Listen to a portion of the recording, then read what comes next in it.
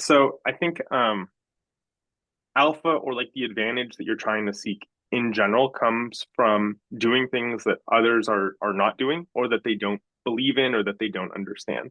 And I think there's an interesting spin when it comes to AI search or LLMs in general, because in this case, like no one knows what works. Things are changing so quickly and it's such a new field. Like there's no expert that's been doing this for 15 years that you can just go ask a question.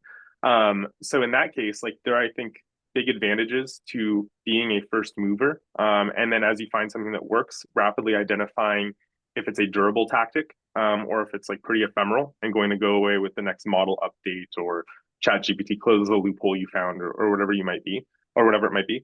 A great example of this actually, like from a few weeks ago, is I remember like all over social media, it was like, hey, if you share a chat, it'll get indexed by Google and there's like an SEO arbitrage opportunity. And that loophole got closed within like 36 hours. So that was not a very durable growth tactic, but you kind of have to do these things because there is a first mover advantage and some of them will be durable. So I think that's one thing.